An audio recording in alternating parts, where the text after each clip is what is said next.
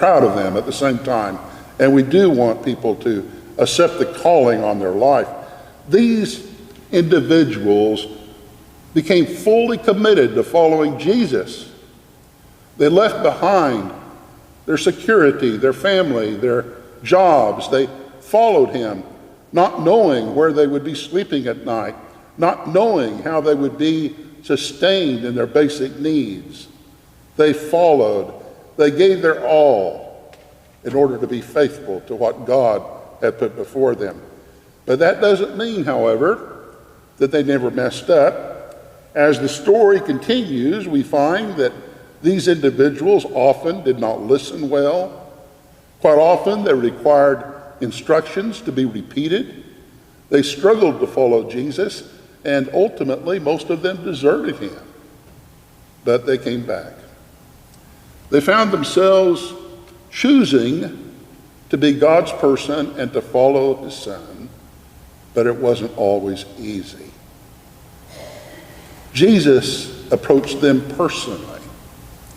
It wasn't just a big wanted ad.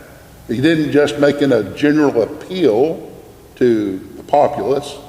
He didn't go to the people that might be considered the most religious of that day, but instead he personally called out a few individuals. And in many respects, it almost looks like he went in search of sinners to help with his mission, because they certainly had their faults.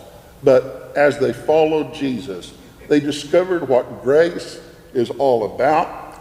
They discovered that even though they could not redeem themselves, that they could be forgiven, that they could experience newness of life. And as they themselves were redeemed and experienced the love of God, they also learned how to share that with others. And as persons who had followed Jesus, they were able through the years to help other people discover what it is to follow Jesus. It wasn't just about numbers, it was about individuals.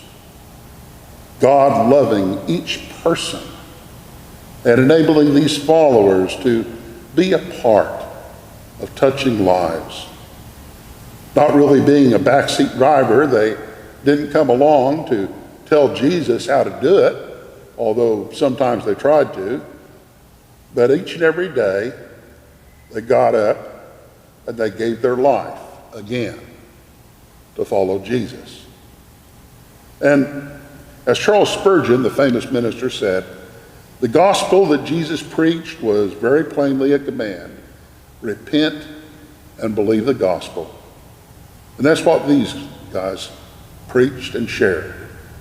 And so it was that people were able to experience real and true life.